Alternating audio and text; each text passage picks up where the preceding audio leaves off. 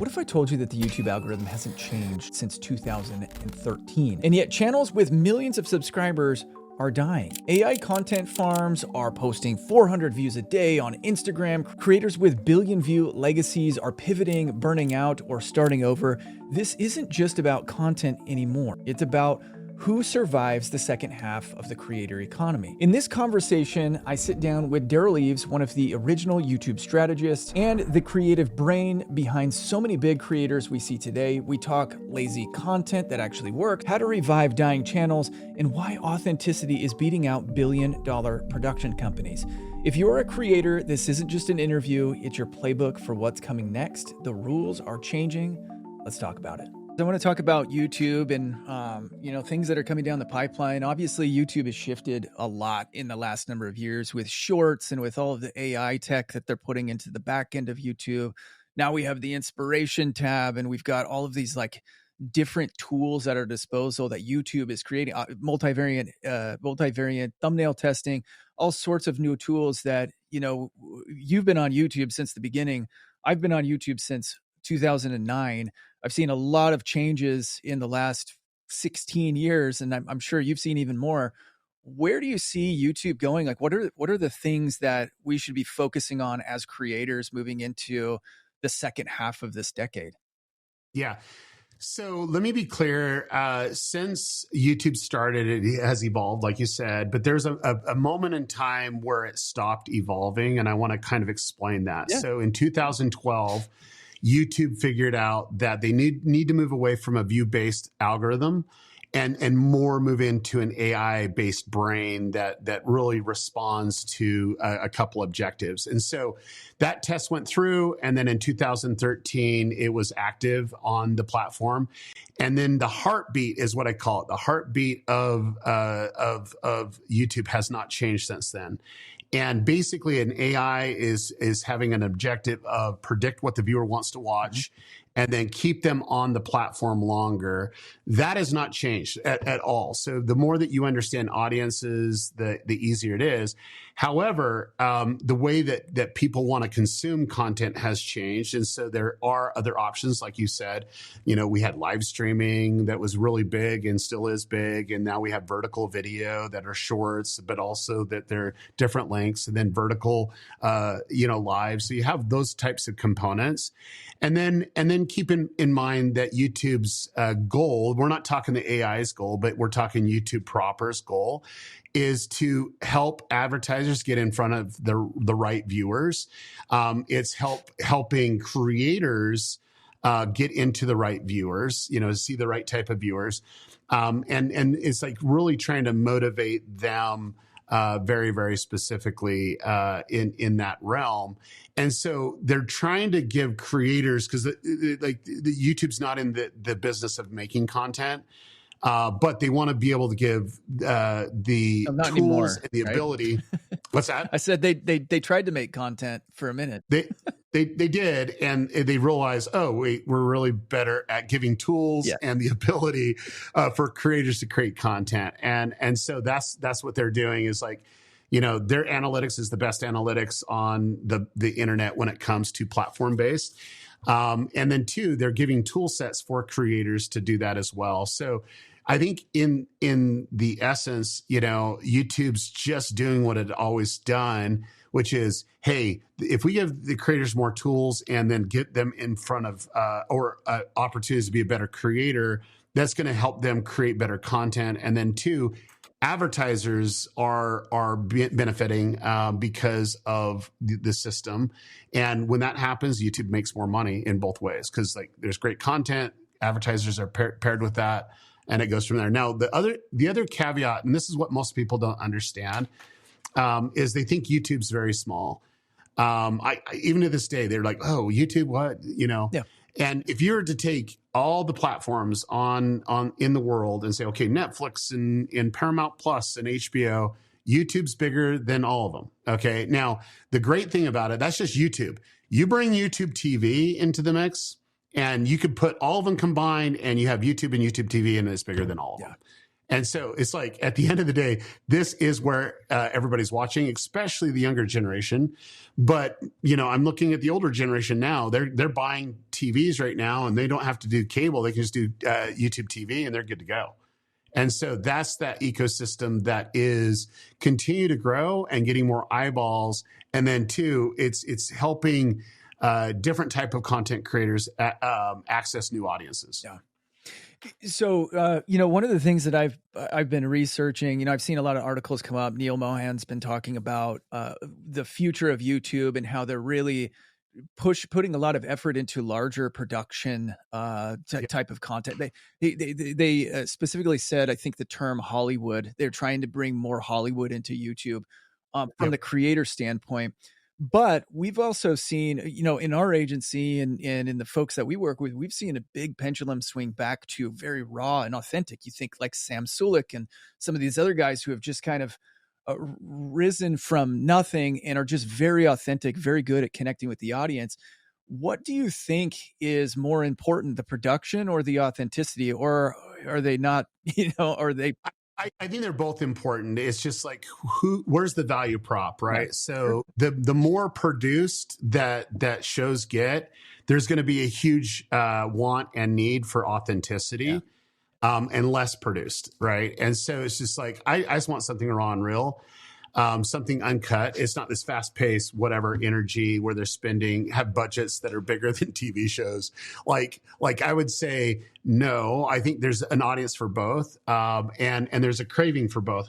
I can tell you this though. Hey, if you're a business owner just like me, you're probably wondering, where are the leads going to come from? You're probably spending some money on Facebook. You're probably also doing some YouTube videos and some Instagram posts. After years of doing both in my business, I can definitively say that organic content on YouTube is the absolute best way to get leads.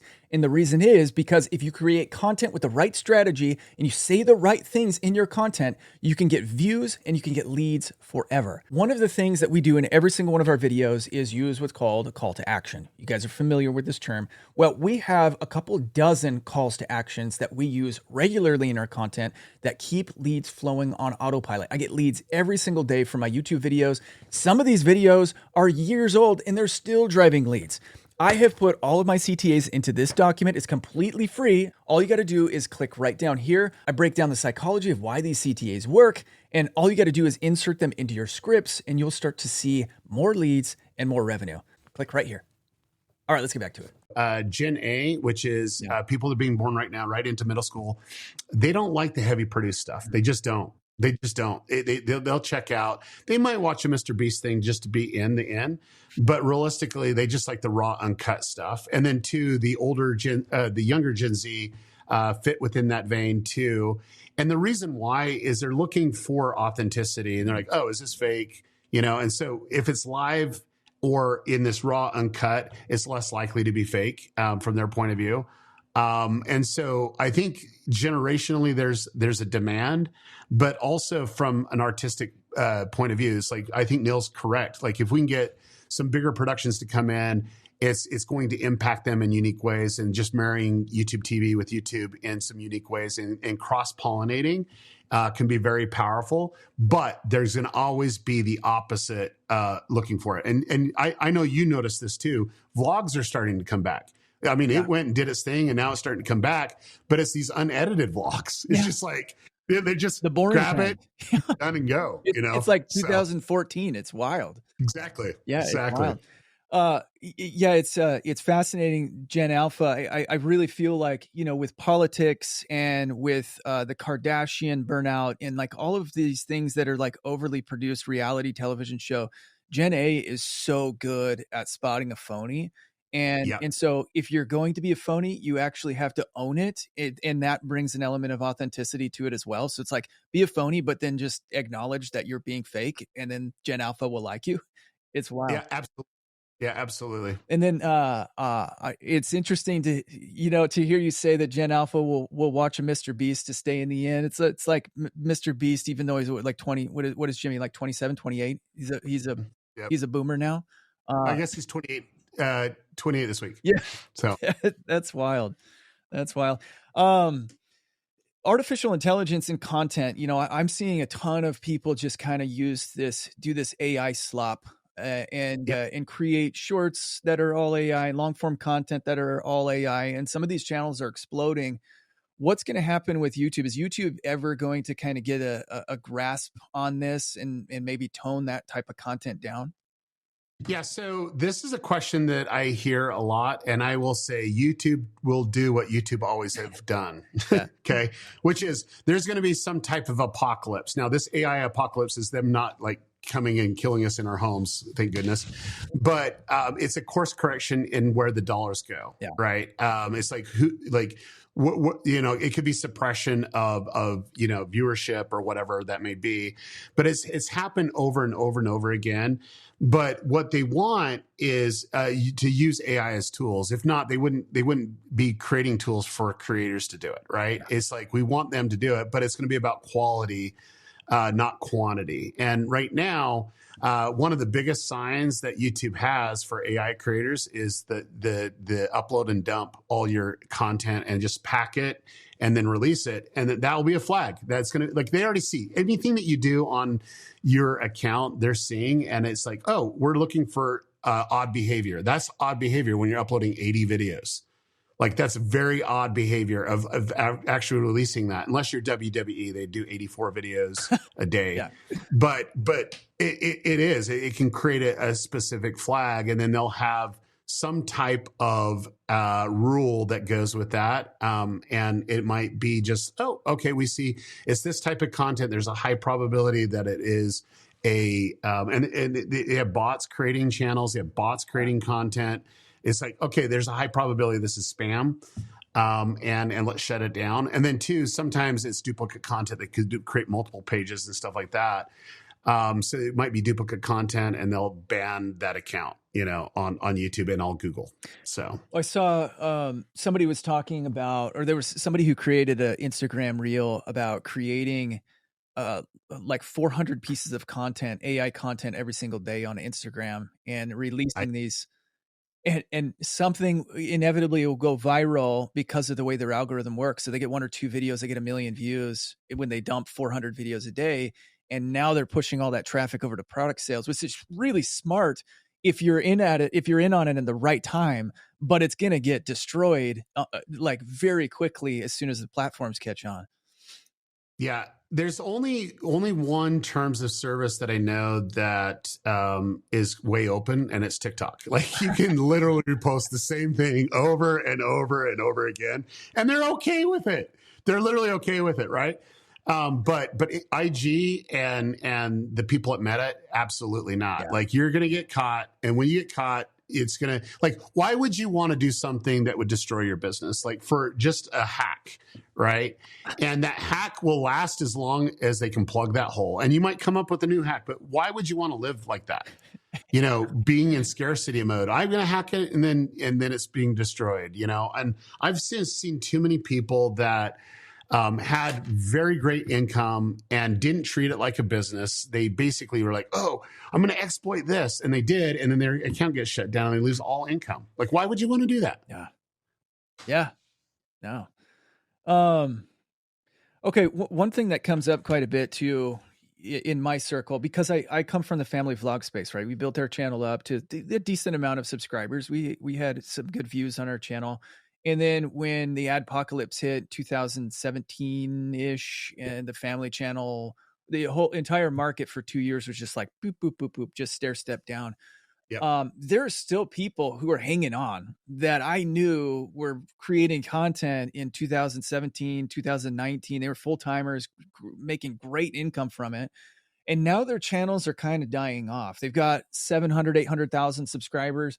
What is your advice to somebody like that? Is it too late for a pivot on their channel, or like a resurgence of their channel, and just have to start over? Or if you're down, you were getting 2 million views of video in your heyday, now you're getting 2,000 views of video. Are you just dead? Yeah, so subscribers doesn't mean anything to YouTube. Let's just be clear. It's not something that they really say, oh, subscribers makes you successful. However, there's that social validation of getting the plaque behind me, whatever. It's just, hey, I made it. When that doesn't equate success. It's just like, okay, you got 1 million subscribers, but how much money did you make, or whatever. Yeah. And so that is the dilemma. And generally, when I get a lot of these, I get a lot of these creators that are wanting to quit because they're at a point, and it doesn't matter if they're in the family space, it doesn't matter if they're in the kids space, it doesn't matter what space they're in.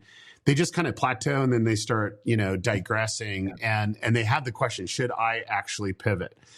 I generally will look at the audience of who they're wanting to create content for, because there's some type of disconnect. So in the family space, generally what has happened is their viewers aged out of their content, and they weren't appealing to the new viewership. So they actually had an attrition problem, where, it was like, they're not getting new viewers, they're not retaining new viewers, and the attrition was just bigger than what it is. And so, that has to do with some of the trend jacking that they were doing that weren't prior, or social jacking that they weren't prior. But they weren't gaining new viewers. They kept their loyal ones, but the loyals kind of depleted out over the age of time. So I'll always just say, look, what would it take to succeed? And generally it would be, could you get 1,000 people that actually wants to see your new stuff? Like, if you can get 1,000 people off your main channel to do that, there's ways to go and start a new channel.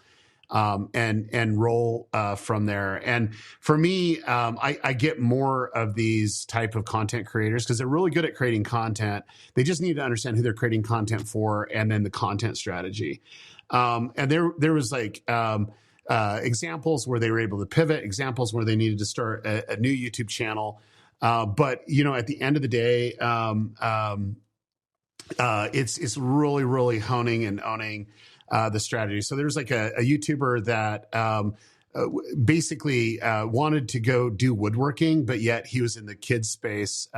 Is Joey from Team Edge. Mm-hmm. And, he's like, I just can't do it anymore. And then too, for us to be viable, like we're just getting older and we don't like to make this type of content. And he goes, him and his brother-in-law came and stayed at my house and did a retreat for a couple of days. And he's like, what do I do? And he goes, I really want to do woodworking. I want to do a shop, but I don't know how to make it a channel.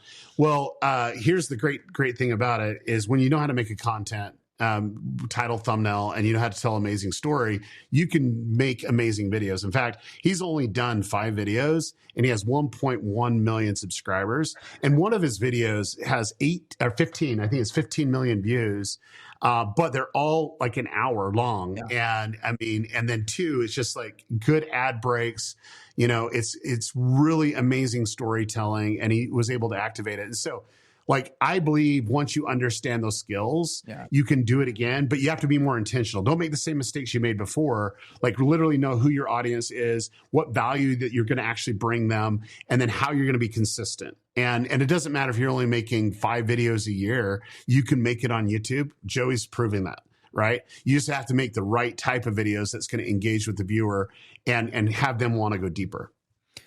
So one of the things that I focus on, and it's been kind of a mission of mine over the last 6-7 years. We work with CEOs and business owners and business marketing teams, and a lot of things kind of boil down to how much time do they have for production.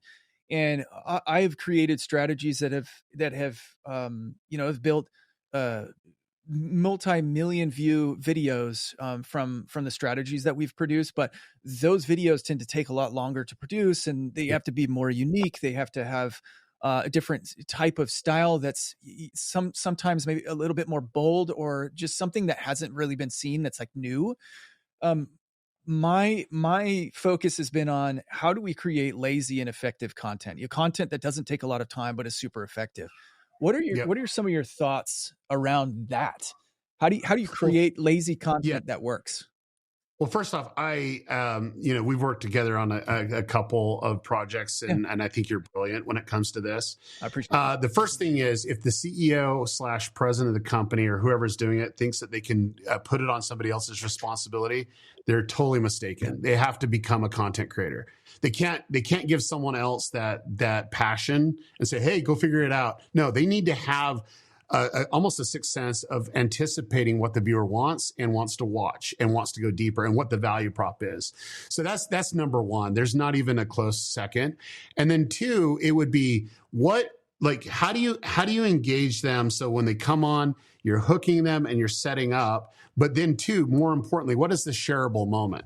Like, what is that thing that says, oh my gosh, this was so good that I have to share it? Mhm. And then two, it does connect. So whether they're a CEO or a president or a very successful startup person, whatever that may be, it's like, how do you pull someone in and really bring them in so that you can tell them a story or tell them something that they need to learn or help them through a specific issue or a problem, and then bring in that golden nugget, something they're like, oh my gosh, this is so good, I can literally apply. I think one of my favorite videos of this is when Alex Hormozi, who you worked with very specifically, made a video about a frozen yogurt company that made $100 million, but he never did the $100 million frozen yogurt company. He just had a choice between doing gyms or frozen yogurt. And this is what he would have done and applied. If you go back and read those comments,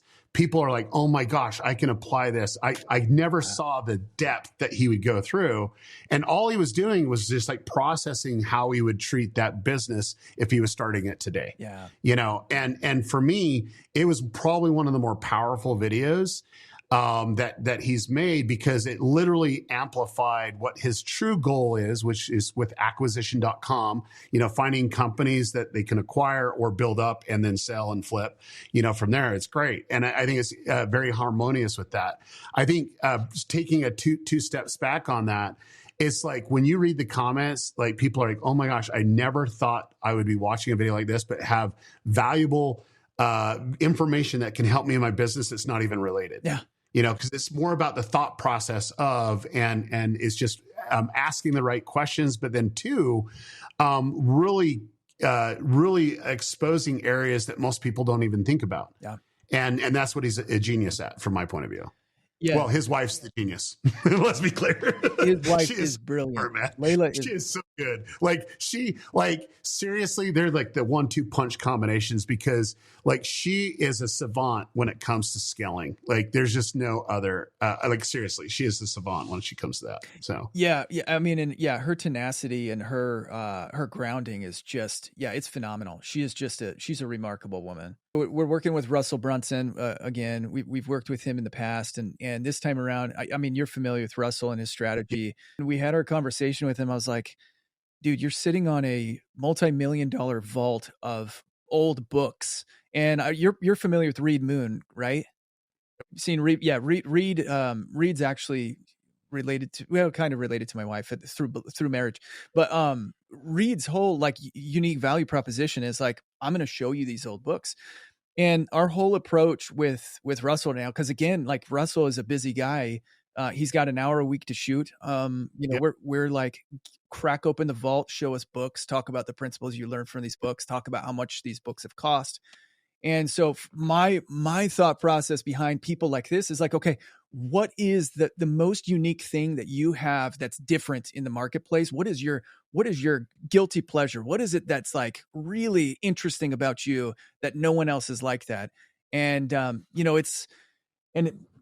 really excited about the potential. I think that there's a good market for it. I think that, it'll set him apart from Hormozi and Martell. Well, I think that the issue is this, and I'm not saying Russell fits within this vein by no means, but people have a lot of history and they try to do things that are not effective. And what I mean by that is like doing a sales marketing presentation or group selling or getting on stage is not like what you'd make a YouTube video. Like it doesn't even perform the same way, right? And so you have to have that intentionality. And when you really get to know Russell, he's really an interesting guy that's obsessed with marketing. Like that's what he is. Yeah. Like if you're doing like looking at a couple of sessions, it's like he loves wrestling. Well, he wrestling to the core, right? Yeah. It's sales and marketing to the core. And he loves that human touch and emotion and processes and systems. And then because of that, he actually loves seeing some patterns that he can teach and then also apply. And that's kind of been his content. And then as of late, it's like he's been really obsessed with knowledge and books, and then is acquiring things. He's in a position where he can acquire things, and it's getting rare finds, and maybe owning the rights to or owning a copy of. That's very interesting. But the problem that I find that a lot of creators do is they try to take the same approach that they've done and been successful over here to try to apply it to storytelling. And you can't. It's like when you really break it down, you have to look at what is the value proposition of that video. And the value proposition of videos like that would be more about the rare find and the history of, and literally nerding out on this specific book. Yeah. And then two, getting access to something that you didn't even know you have. And I know he has some that are very, very rare books that Russell has, like in his vault. And he showed me some of the books in the vault. Yeah. And when he pulls them out, like he literally transforms. He's like giddy. And I'm like, that's wild. What you need to have on camera. Like that's what you have to get on camera. Yeah. Like don't try to make it something that it's not. It needs to be that moment of why are you so excited? Like give me that information. And there's people that get excited about that too. And then two, one thing that I do love that he's doing is that library. I think that's a banger idea. It's like, hey, preserving and letting you get access to some of these books that he's buying. That's amazing, right? And then two, you can be adding to that library too. I think that's amazing. That's more missional, but really it's that quest and journey to find that next rare book, or getting rights to that rare next IP. So it's funny you say this, because I mean, these are all things we talked about in strategy, because like he has a tendency, and like a lot of other people who have a lot of stage time, they have a tendency to just turn on stage performance mode when they press record. And to us, as like a YouTube creator, it's like, it's almost insulting how bad it comes across, right? It's like, well, you're being marketed to. You're being marketed to. Yes. That's the problem, right? It's just like, are you sure you want to do this? Yeah. Right. Go ahead. Sorry. I didn't mean No. Yeah. So he prepped these like 5-page documents for our first film session. And I was like, I got him on the session. I was like, you need to scrap all this. Let me just ask you questions. And as soon as I asked him questions and he went into like podcast interview, Russell, that light just like came out of him. And then he just totally got nerdy with the content. And it was just so much better than him. Like he had this, like, in like expert secrets and stuff, he has his like doodles of his frameworks. And I was like, don't do the doodles, no frameworks. just answer the questions like a real human. Well, but you're going to have frameworks. I think frameworks are good for him of where you're at in the video. Yeah. So he knows, oh, here's the video framework. But then in his head, he knows where he's at in the video as he's responding to whatever, whatever moment that is. Yeah. Because it's like I think the frameworks that he has are very effective. It's just more, how do you apply it to video? And then two, how do you do it so it doesn't feel mechanical? It needs 100%. To feel natural, right? And so part of that is, hey, how am I going to hook them? Can I actually find this and buy it? It's going for $1 million. Where am I going to, will they sell it to me? It's like, or this is one of 16 books. Can I actually buy it? Yeah. That's interesting, because then it's a quest. Can he actually do it? And then money's no object.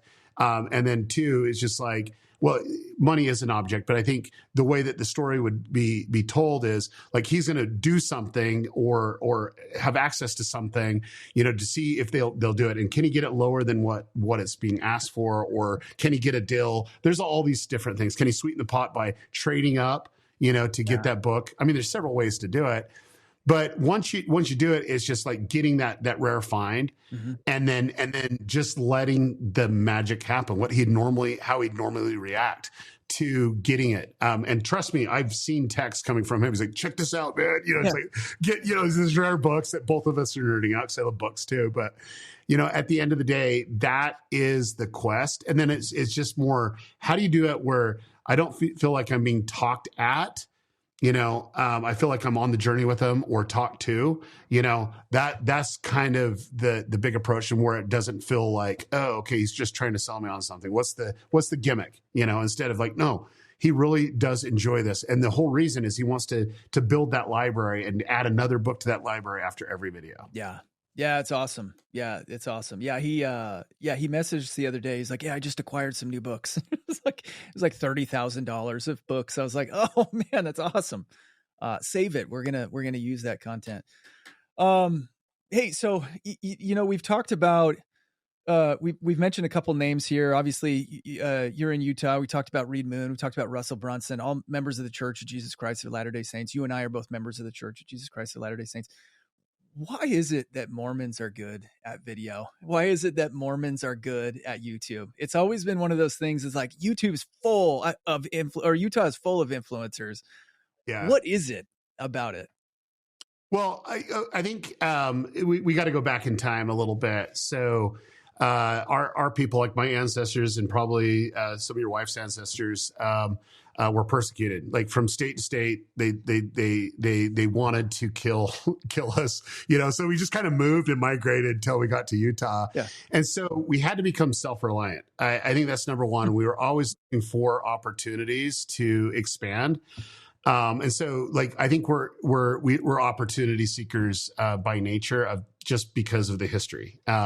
Number two, it literally has to do with Devin Supertramp. I'm going to give him all props to that. And what most people don't know, when YouTube was starting to take off, there's all of us that were trying to do it on our own. And Devin's like, "Hey, I'm doing the first meetup. We're going to talk about online video." And we were like in a basement. There's 30 of us. And what's crazy was he was just showcasing what was happening and talking about the opportunity. And then two, like Aura Brush was doing some stuff that Devin was working on. And then Piano Guys, was just barely getting formed on that.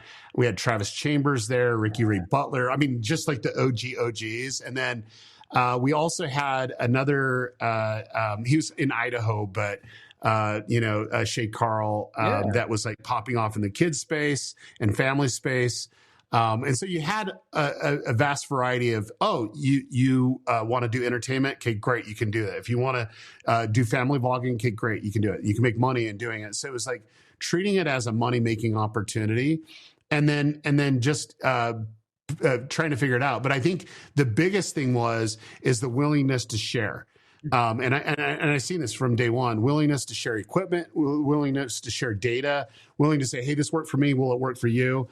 And if you look at Lindsay Sterling, when she came up, it was Devin shooting her original videos, right? I think they were dating at the time, like whatever. But it was just like, hey, just really great performance. And then two, the Piano Guys was, hey, let's get it like some crossover between Lindsay Sterling and a few others. And it just like, it really, really took off. But it was more about, hey, we need help. Can you come be a grip? Can you come be a PA? Yeah. And people were literally jumping on and helping each other. And I always use this as an example. If you really want to succeed on the platform, they literally have people that will keep you accountable that's also doing it. It's a very big deal. And I've seen that time and time again with anyone that's really wanting to take this seriously, that they have accountability group. But make sure you're in the right group. Don't be around toxic people or negative people. Be around people that are willing to share. And then don't think that because of what they're doing, you need to do too. You just need to take it as a data point and then really push the needle. And I do believe, the people that do that can all rise up at the same time. And I think that's that Utah YouTuber mentality. Yeah, I call it the pod, right? Have your own little pod of creators that you're working together with. We had when we were starting our family vlog, we had J House Vlogs, Jeremy. Jeremy's amazing. I love Jeremy. Yeah, to death. We had Jared and Ellie's brother Matt Meekum. Yep. And then there were a couple others that we'd always talk to. We'd have what would they call it? Not Google Meet. It was before Google Meet, whatever they called it back in the day. Hangouts. We had a Google Hangouts where we'd get together and share secrets and stuff like that. So I am a huge believer in the pod and the power of collaboration. Collaboration just goes so much further than competition. I know there's a lot of competitive. I know you're a competitive guy. There's a lot of competitive people that are out there, but I also know the power of collaboration. Yeah, I'm only competitive to myself. Yeah. Like I only compete against myself. Yeah. Like it's so much easier when you're trying to improve yourself than to try to keep up with someone that doesn't have the same the same components that you have. Yeah. So like for me, it's just like I'm competitive against myself and I want to push my limits. So, Well, that's good, man. I mean, that's led to a very successful life for you, and congrats on all that. Okay, so final question here. I know this is going to be one that I think everybody will be interested in. What topics, niches are you seeing right now that are like, hey, these are some opportunities for people that are jumping onto the platform?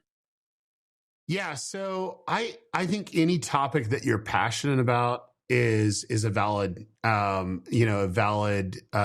channel to start. And the more passionate about that, the bigger opportunities that is for you. I want to just give you a perfect example. There's a person that I've known and respected in the industry for quite some time, and he would have a podcast, and he'd have me as a guest on the podcast. And he was like, man, I want to start a channel with my kids. Yeah. And so I go, dude, like you've done so much for me. Like the least I can do as a friendship is I'll fly in for the day and give you just like a full day session. And it was just trying to figure out what he would do on the platform. And he settled on Pokemon cards and like talk about an oversaturated niche, Yeah. right? And for me, I'm like, can you be passionate about it? And he goes, yes, I'm a collector. I never collected these types of cards, but I collect a lot of other things. And looking in his office, he did. He was a collector by nature, right? Yeah. And I says, okay, so the dynamic's going to be hard, but if your kids are in it, it's great. So he started it with the kids, but the kids lost interest, but his interest didn't lose out. And I told him, I go, if you're passionate about it, you can become the powerhouse in the space because of what you are naturally, which is a great storyteller. And then two, you're going to create communities because he's already had events. He already wrote books. He already has done stuff naturally. And so he was able to meet someone at one of my conferences called Vid Summit. And they kind of started helping out and partnering up and going from there. And it was like they're very strong in these other areas. And so what's been beautiful to watch is them becoming the most powerful Pokemon channel in the world. And it's called Deep Pocket Monster. They're just crushing it. They have multiple channels, but they also have a conference called Card Party, where he gets those micro influencers and putting them coming in. And it's like, hey, you love Pokemon, we love Pokemon, come be a part of it. And it's ways for them to make money, and then also the vendors to make money. It's just one of those beautiful economic things I've seen in the creator economy. And I told them from day one, I go, if you do this right, all the other stuff you've done combined, you can say, hey, you made great money, but this will dwarf it. And I got a text a couple of years ago, like last year, from him. He's like, you were right. Like there's not even a close second, when we do it. And it's because the opportunity is at his fingertips. Yeah. And he knew exactly, people love products. My product is not Pokemon. I just love Pokemon, but I can do my own collector books. And so he had that. And then I can create my own conference and also the other accessories that you need. And sure enough, he has that great support of that. And so I believe all you need is have passion around something. For me, you got to understand who you're creating content for. Yeah. And bring value. And then you have to look at how to communicate with them. So what we talked about is, I got to give one other example, if that's okay. Absolutely. It's like, the big thing is I had a guy reach out to me. He was just retiring and he didn't have enough money to retire on, but he needed to retire because of just the age and stuff. And so he bought an RV and he's like, hey, I'm going to be, I'm going to just make some videos. If I can just get, a couple $1,000s a month, I'll be great. And for me, he naturally was engaging with people, but his edits were pretty brutal if you're a Gen A, Gen Z, millennial, Gen Xer. Yeah.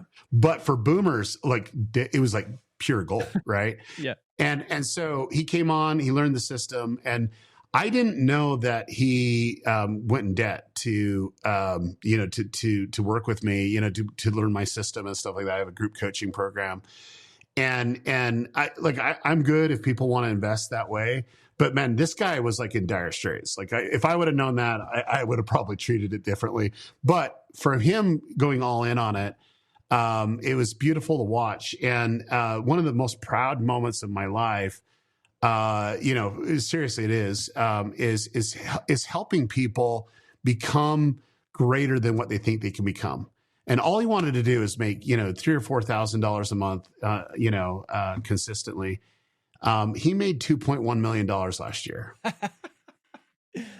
That's awesome. And all it is the most, like, it is the worst edit in the history of YouTube, but it works. And the reason why is what he wants to do. He goes on the next adventure, and it's like you're traveling with them, and this whole thing.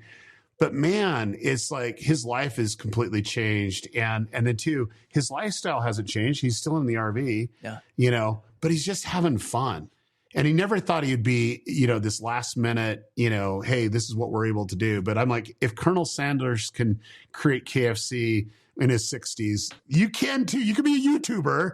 You just need to know where the value is, and you need to have that secret recipe, which is content, right? The content in that story. And so for me, you just need to be passionate. It needs to come through. You need to be authentic, and then you need to know who you're making content for. And then don't be the person that tries to create content for a generation. You just need to look at what you want to create, and then who's going to appeal to it, because you might appeal to a different generation. You might. You just might. But you're most likely going to appeal to the people that you identify with. And so that could be your generation. So. Yeah, that's good advice. It's always fun. We get calls all the time from people who have these like super interesting topics. Like, for example, we were talking to a guy a couple weeks ago. He lives on a fishing boat in Alaska, and he does fishing tours. Yep. And I'm like, you're literally sitting on a gold mine, because you are one of a handful of people who have this opportunity to showcase this beauty. And we didn't end up working. We're not going to end up working with him just because it wasn't a good fit. But there's so many things that I see that people don't know their own uniqueness. And when they can dial into that, it makes the absolute best content. So I think that this is if it's replicatable too, because like going out and doing deep sea fishing, that's that new journey every time with a new person. And then it's like, hey, this is really great. And then too, there's a lot of surprise and delight. Yeah, they might get skunked out, not catch anything, but most likely they're going to catch something. It might not be what they were going after. And so there's that can we actually get it? I think it's gold content for sure. Yeah. So that's good, man. I mean, obviously The Chosen has been a massive success, worldwide success. And you're in the middle of filming season 6. How's that going? Anything you could share? Any details you can share that's insider look? It's getting crazy. I'm not going to lie, Scott. Like when we actually started the project, we had zero funding and we had an amazing idea that Dallas Jenkins, my partner, had about a TV show. And then we had just 2 very passionate people that wanted to see this happen. And then, those 2 got more people involved. And before you know it, we had a lot of people trying to make this happen. And we were able to break the all-time crowdfunding record in film and television and start producing the show. Now, if you were to tell me 7 years ago it would be as big as it is today, I would say, no, we need a few more years to get to this size. But it's crazy. It's been a crazy journey, but it's a passionate project that it seems to gain momentum, even with non-believers. This is a show about Jesus Christ, of when he started his ministry, but you get to see it from the perspective of those he called, and people are loving it. And it's like it's basically from their heart. And then they start sharing, and we just have this feedback loop where people are talking about it, say, have you seen it? And then it's where we're at today. So I mean, this is like a massive weight of responsibility as a Christian, right? It's like as a believer of Jesus Christ, it's a huge weight of responsibility to make sure that you do it justice. How do you handle that? I mean, how have you carried that weight? Yeah. So I would say I didn't carry much weight with that personally because Dallas is the showrunner. Sure. He's the writer director, and he's the one that's telling the story. Now we have two other amazing writers. We had Ryan Swanson, who's our head writer, and then Tyler Thompson. So the three of them are filling that weight. And then two, just to make sure that we're not just getting out in no man's land, we have a biblical advisory board that looks at every script, and we have some amazing historians, but we have Jewish historians. We have a rabbi that really helps us pull things together historically and also culturally, which is really important.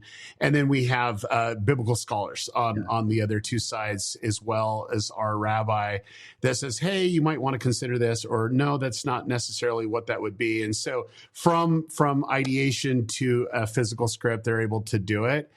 But I'm not going to lie. I think the weight with Dallas, he's only making it for God, and it's from his perspective of how he perceives who Jesus is. He'll take data input and really go dig deeper. But at the end of the day, it's him that's approving every single script. Yeah. So, yeah, that's fascinating. You know, and you and I have had this conversation before about some of the things, obviously, that are Hollywoodized about the entire story of Jesus Christ, and how it's some of it is not biblical, not necessarily Bible accurate, where it's like, hey, this is specifically said in the Bible. So it's interesting to hear about the biblical advisory board. But at the same time, I think, you know, you and I both know that Jesus Christ was a real man. And so there had to have been some interaction. So I do appreciate the tone at which I don't know the actor's name. I can't remember his name, but the tone at which he plays Jesus. It's pretty Jonathan Rumi. Yeah. Yeah. Well, let me kind of address a principle that we do, because if we were going to do it like every other Christian production, we're just going to do it verse for verse, you know, exactly what was said. And there's no context of why was that so important to document in a book of the Bible, right? Why was that so important? And so for us, it's more on the premise of what would be plausible leading up to that moment in the Bible, because everything leads to that moment in the Bible of, okay, how would it have been like? And then two, you nailed it exactly. You know, I think previous Christian projects focus on the divinity side of Jesus, and we're focusing on the humanity side of Jesus. And he was a real person with friends and a family and a town. And then two, he would come into new towns, and like, how was that received? And then he'd go into the land of his enemies, well, not his personal enemies, but the enemies of the Jews in Samaria. And how was he received there? So I think it's safe to say that when we look at these moments of the Bible of how impactful they've been for over 2,000 years, it was like, what was the plausible context that led them to that? And what would have been like for us if we were today kind of traveling with them 2,000 years ago? What would have been like? Yeah, that's awesome, man. Yeah, that's awesome. Have you seen anything firsthand? You know, obviously, like working in the context of this project, and it's very spiritual in nature, I'm sure. Have you seen any or witnessed any miracles or anything that's happened on set as you've been doing these things? Yeah, there's going to be a book written one day of all the miracles around The Chosen. And in fact, we like to document from day one. Like when we see something, we call it out in a video or a live stream. So we're actively proclaiming God's hand, because we can't do it. But I would say from day one, when I got involved, it was before there was even a show, there wasn't even a company. Yeah. And I saw a short film that Dallas made for his church. And I heard the idea around what he wanted to create, but he didn't have funding, and he needed some partners to come in to go from there. And when I saw that short film, the first thing that I can say that I'm a snob when it comes to content. Like I know what good content is and what it's not. And I noticed immediately, Scott, that it was extremely low budget. And they didn't spend a lot of time they didn't spend a lot of money, or didn't have a lot of money for the project. And when I saw it within just a few minutes, I thought, oh, this is going to be good, because I knew what it was about. It was about the birth of Jesus Christ. But I've seen the birth of Jesus Christ. I read about the birth of Jesus Christ, like from the perspective of Mary and Joseph, for my whole life. But never did I ever think about what would have been like for the shepherd that witnessed the birth of Jesus Christ. And that literally pulled me in. And then two, immediately, the thought was, this is like, I know it wasn't my thought. I felt like God was kind of pressing upon my heart, but it was like, man, this guy is so good. I literally wonder what he could do with a bigger budget. Like I thought about that, because I'm like, if he's telling this amazing story, if he had a more of a deep budget, like what could he actually create? And so I would say that was the first thing that led to that conversation with Dallas. And he and I just hit it off. I felt like what I was doing in my career was very synergistic of what he was doing in his career. It was kind of a yin to the yang that we needed to have a complete whole. And I spent 20 plus years in audience development, like developing audience, getting eyeballs on things and converting that audience to money. And so, getting crowdfund was not new to me. It was just more convincing Dallas to become an influencer, to kind of share his vision of what he wanted to do for the TV show, and then building the infrastructure around him, and then also figuring out a way to get enough money to keep it rolling and going. And so, luckily, the miracles have always been when we get to a point where we just did our best that we possibly could do, and we make an offering, and God always provides. Like I'll give you the first big miracle outside of raising the money for the show, and it was trying to find a place to shoot The Chosen. And we looked all over the world, and we're like, man, we can go to Malta, we can go over it, but our budget is not that big that we can do that. We'd spend too much time, and there's too many logistical issues that we can come into. We need a little bit more control. And so we found a set in Utah, and I went up there, and we got denied. And I was like, okay, it was a church-owned property. The Church of Jesus Christ owned this property and wasn't allowing it being used outside of the church. And so we're like, okay. And so we're kind of trying to figure out what to do. And are we going to go to Egypt, Malta? Are we going to even go to Israel?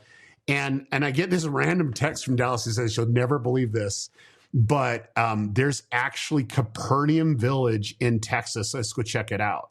So I'm online checking this out. And we fly into DFW. We drive up to Weatherford, Texas. Yep. And then we have to go a little, like 40 more minutes into just no man's land. And this lady actually just fell upon her heart God was just kind of impressing upon her to build Capernaum in the middle of nowhere, Texas. And it was perfect. It was exactly what we needed for the time to shoot season one. Right. It was like it was made for us. And what she would use it for, she didn't know why she was led to do it, but she knew that she needed to do it. And so church groups would come out and use it. But they'd come shoot a video or two, but it was like perfect for what we needed. Down to the detail where we just had to do some set dressing and stuff like that, and build a couple other buildings. But outside of that, it was like that was the first big miracle of knowing having it so that our production wasn't so expensive to go just build from scratch. Yeah. And since then, I mean, I remember when you guys filmed season one, because I lived in Dallas at the time, still live in Dallas. And I remember all of our friends, YouTube friends coming out and participating in it. And it was just awesome. But since then, you've been able to move to the location in Utah, correct? Yeah. So we actually have a facility in Dallas as well. There's over 900 acres, and we actually have our stages that are there. We have 3 stages. Nice. They're big stages as well, and then too, we do a lot of manufacturing and stuff there, costume design, and then we also built Capernaum, and also just kind of on a little lake bed, so we can get a lot of Sea of Galilee shots and just having kind of those moments there. So I would say we're 40, maybe 50% in Texas, and then the rest is in Utah. So it's either 60-40. And then we immediately after we had the first season. It was like, how do we get it for season 2? And luckily, there's some connections and things that happen that opened up where we had, a remake of Jerusalem in the middle of nowhere, Utah. Yeah. It's called Goshen, Utah. And so we got access to that as well. And we were able to rent it, and to this day we still rent it, and it's been so great for our really big, epic, big scenes, because it's like 2 football fields worth of just buildings, straight buildings. Yeah. And it's first century, and every corner you can take a different shot. So that's where we're actually filming in season 6 right now today. That's fantastic, man. Well, I do want to ask about content. I do want to ask about AI, but there is one more question that I want to ask about The Chosen that's come up. I've seen articles estimating the value of The Chosen into the billions of dollars. How do you guys handle the financial aspect of it? Because I know, obviously anytime there's massive amounts of money, everybody wants their piece of the pie. How does that, how do you handle that? I mean, that's an additional pressure. That's not just, hey, I'm trying to make sure that we're encapsulating the message of the Savior of the world in this show, but at the same time, not be influenced by big dollars is a very difficult thing for most men. Yeah. So, right out of the gate, Dallas and I really harmonized on what we wanted to do. For us, it wasn't about the money; it was about the mission. And it's really just, could we financially be in a position to do all 7 seasons? It costs a lot of money. Like, our budget right now is well over $60 million for season 6. It's like, it costs a lot of money to do that. Wow. Have we lined our pockets? Absolutely freaking not. Like, we put every dollar back into, to the show itself. But early on, we realized that to get it timely, we didn't want Jonathan to be like 80 years old by the time The Chosen's done, because we were self-funding. We needed another solution. And luckily, a nonprofit stepped in and kind of took on that stewardship of raising money for us so that we could have production. And it's been great. It's called the Come and See Foundation, and they're about getting it to made and also getting it out to 1 billion people. So for us, we forewent our commercial rights, and let the nonprofit take those. And then 2, like, they're the owners of the IP. And they have a very specific mission. And then 2, we're able to capitalize on it because we were and are crowdfunded, and we actually have public money. And so for us, there's still a component in there to go from there. But realistically, when somebody contributes, it goes to the nonprofit. They can maximize that, and then it gives us enough money to actually do the productions. So that's awesome. Yeah, that's awesome, man. Well, congrats so much on your success with The Chosen. I'm excited for season 6 and all of the good that it's doing in the world. I know people who have been influenced by it who haven't been Christian in 30 years. Just they're coming back because of the influence of the message of the show. So that's huge. That's awesome. So congrats on that. Yeah, and I love it because it's doing what we want. We wanted the world to see an authentic Jesus. We wanted 1 billion people to actually experience what an authentic Jesus could look like. Yeah. And when you focus in on the humanity side, that's the authentic side of Jesus. And then 2, it's fresh because you're seeing it through the perspective of those he called. And so every person has a personality, and that's where it's super relatable. And so regardless, if you just like great content, it's a great show. But for us, we've always been on the quest to, get the world to see it. That's why we are the biggest show that's ever dubbed and translated the show. It's the most #1 dubbed show in the world. Yeah. And it's because it's more missional, and we want people to see these stories that mean so much, but more importantly, as they experience this growth or connection with God, that they go on their knees and then get into the Bible. That's what we want. Just like, did this really happen? Well, great. Curiosity leads them to the Bible. That's what we want. Yeah, I love it, man. Okay, so Vid Summit coming up in October. What are the dates? Yeah, that's a good question. Like, I should know this right off the top. I think it's like the 7th through the 9th. I think it's a few days. It's like the week before, a few days before ours. 7th through the 9th. Yeah, 7th through the 9th, and that's in Dallas, Texas. And then AI Marketing World, you guys, you just come to Dallas, and it's the 9th through the 11th. So you leave Daryl's, you come straight on over to AI Marketing World. You get two. I would encourage you to do both, because what Scott has lined up in the AI side, we're going to touch some things, but they're going to nerd out. Like, if you ever want to nerd out, you go to the AI conference for sure. So we're more like the creator economy. So we do address a lot of AI. But it's all about AI to scale and to go through that. But I saw some of the people that you have on. I'm like, oh, I'm going there for sure. So I'm going to extend my stay in Dallas. I appreciate you, brother, and thank you very much for taking some time this afternoon and sharing some wisdom with us. Where can we send people? Yeah, just go to vidsummit.com. If you're interested in that. If you're interested in group coaching with me, you can go to channeljumpstart.com. So. Awesome. Thank you very much, Daryl. And hopefully we have you back at some point. All right. Thank you.